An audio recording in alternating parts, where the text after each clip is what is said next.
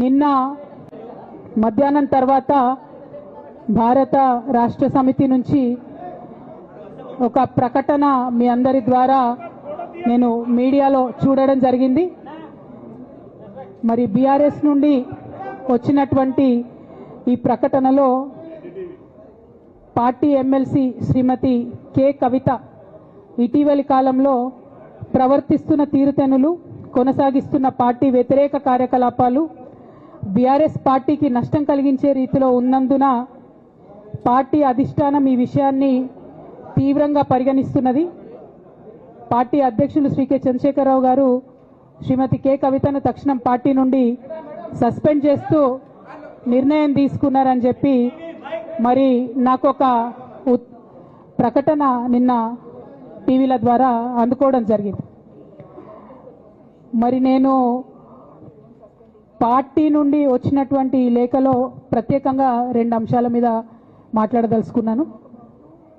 నేను అక్రమ కేసులు పెట్టి నా మీద తిహార్ జైల్లో 5.5 నెలల పాటు ఉండి బయటికి వచ్చిన తర్వాత నవంబర్ 23వ తారీఖు 2024 నుండి నేను ప్రజాక్షేత్రంలోకి వచ్చి అనేక కార్యక్రమాలు చేయడం జరిగింది. మరి నేను చేసినటువంటి పనులలో మొట్టమొదటిది ఒక బిడ్డ హాస్టల్లో చనిపోతే ఆమెను విజిట్ చేసి, అట్లానే గురుకులాల్లో జరుగుతున్నటువంటి అన్యాయాల మీద మొట్టమొదటి కార్యక్రమం తీసుకొని నేను మాట్లాడినా. ఆ తర్వాత బీసీలకు జరుగుతున్నటువంటి అన్యాయం, కాంగ్రెస్ పార్టీ మేనిఫెస్టోలో ఇచ్చినటువంటి 42% హామీ కోసము పెద్ద ఎత్తున నేను పనిచేయడం జరిగింది. అట్లానే మహిళలకు 2500 ఇవ్వాలని చెప్పి పోస్ట్ కార్డు ఉద్యమాన్ని నేను చేపట్టడం జరిగింది. పెద్దవాళ్లకు పెన్షన్లు పెంచాలని నేను ఉద్యమాలు చేయడం జరిగింది. తెలంగాణ తల్లి స్వరూపాన్ని మారిస్తే అట్లెట్లా మారుస్తారని రౌండ్ టేబుల్ సమావేశం పెట్టినాం. బనకచర్లు అక్కడ కడుతున్నారంటే దాని మీద రౌండ్ టేబుల్ సమావేశం పెట్టినాం. ఓవరాల్గా తెలంగాణ ప్రాజెక్టులు, అందుబాటులో ఉన్నటువంటి నీళ్లు, వీటన్నిటి మీద కూడా రౌండ్ టేబుల్ పెట్టినాం. భద్రాచలం దగ్గర 5 గ్రామాలు ముంపు సమస్య ఉంది, ఎవరు పట్టించుకుంటలేరంటే వాళ్ళని పిలిపించుకొని రౌండ్ టేబుల్ సమావేశం పెట్టి ప్రభుత్వం మీద ఒత్తిడి తీసుకొచ్చే కార్యక్రమం చేసినాం. ముఖ్యమంత్రి గారి సొంత జిల్లా మహబూబ్ నగర్లో భూ నిర్వాసితులకు అన్యాయం జరుగుతుందంటే నారాయణపేట నియోజకవర్గం వెళ్ళి వాళ్లకు మద్దతుగా మేము నిలబడి రావడం జరిగింది.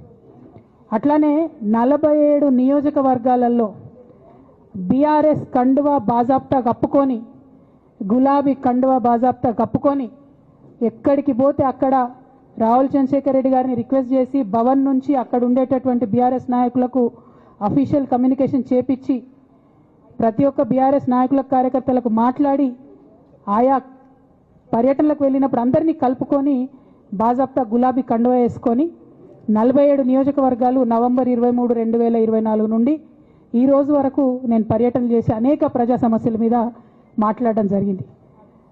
మరి ఇవన్నీ పార్టీ వ్యతిరేక కార్యకలాపాలు అన్నది నాకు అర్థం కాలేదు.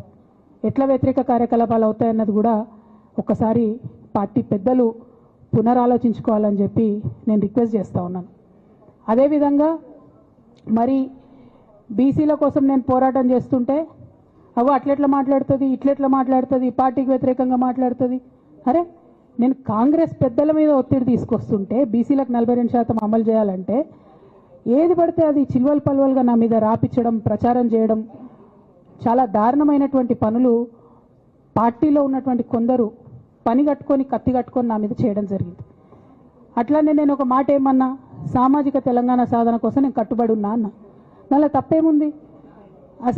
అసలు నాకు జన్మనిచ్చినటువంటి నా తండ్రి, ఈ ప్రాణాన్ని భిక్షగా ఇచ్చినటువంటి నా తండ్రి, ఆయన చిటికెన వేలు పట్టుకొని నేను ఓనమాలు నేర్చుకున్న ఉద్యమాలు ఎట్లా చేయాలని, ఆయన చిటికెల వేలు పట్టుకొని ప్రజలంటే ఏంది, ప్రజా సమస్యలు అంటే ఏంది, ఎందుకోసం దాని మీద గలమెత్తాలని చెప్పి నేను నేర్చుకున్నా.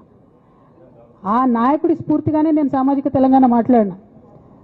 భారతదేశం మొత్తంలో ఇన్ని రాష్ట్రాల్లో ముఖ్యమంత్రులు అయితే 75 ఏళ్ళ స్వతంత్ర భారతదేశం, 79 ఏళ్ళు స్వతంత్ర భారతదేశంలో దళితులకి 3 ఎకరాల భూమి ఇస్తా అని చెప్పినటువంటి ఏకైక గొప్ప నాయకుడు కేసీఆర్ గారు.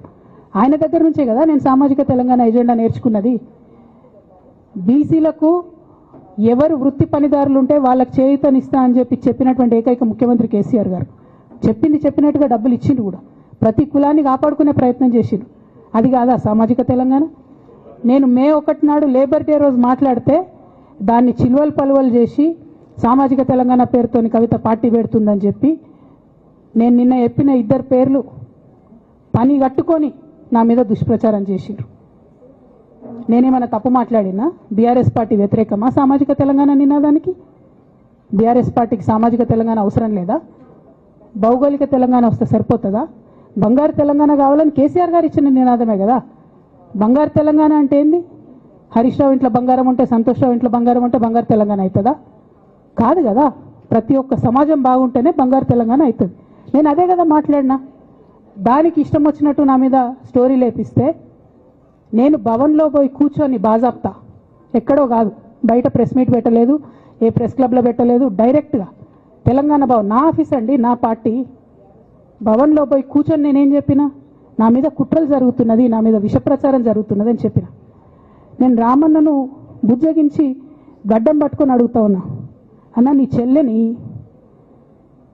ఒక మహిళా ఎమ్మెల్సీని మన పార్టీ ఆఫీస్లో కూర్చొని నా మీద కుట్రలు జరుగుతున్నాయని నేనంటే మీరు వర్కింగ్ ప్రెసిడెంట్గా ఉన్నారన్న, ఫోన్ చేయరా అన్న నాకు? ఏమైంది బేటా, ఎందుకు బాధపడుతున్నావు అని ఫోన్ చేయరా? ఇది ఎప్పుడు జరిగిన ఇన్సిడెంటు? లేక లీక్ కాకముందు, నేను నా కొడుకు గ్రాడ్యుయేషన్కి అమెరికా పోకముందు, అంతకుముందే. మరి మీరు వర్కింగ్ ప్రెసిడెంట్ కదన్నా, నేను పార్టీ ఎమ్మెల్సీని కదా. చెల్లెలు అన్న బంధుత్వాలు పక్కన పెడదాం ఒక్క నిమిషం. ప్రొఫెషనల్ సెటప్లో ఒక పొలిటికల్ పార్టీలో ఒక మహిళా ఎమ్మెల్సీ భవన్లో కూర్చొని నా మీద కుట్రలు జరుగుతున్నాయంటే మీరు మాట్లాడినరా అన్న? 103 రోజులు అయిపోయిందన్న ఇయ్యాలటికి, ఒక్క మాట మాట్లాడినరా? కేసీఆర్ గారు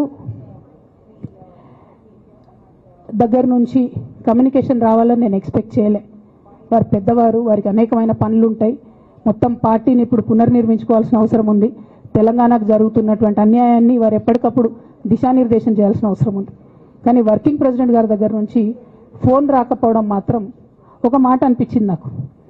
నేను కేసీఆర్ గారి బిడ్డను, నేను కూర్చొని ప్రెస్ మీట్ పెడితేనే రెస్పాన్స్ రాలేదంటే మరి ఇంకో మామూలు మహిళా కార్యకర్తకు బీఆర్ఎస్ పార్టీలో మన అన్యాయం జరిగితే రెస్పాన్స్ వస్తుందా? నాకైతే అనిపించలేదు. వస్తుందేమో నాకు తెలియదు. కానీ నేను ఒక మాటకు నాకు సంతోషం అనిపించింది.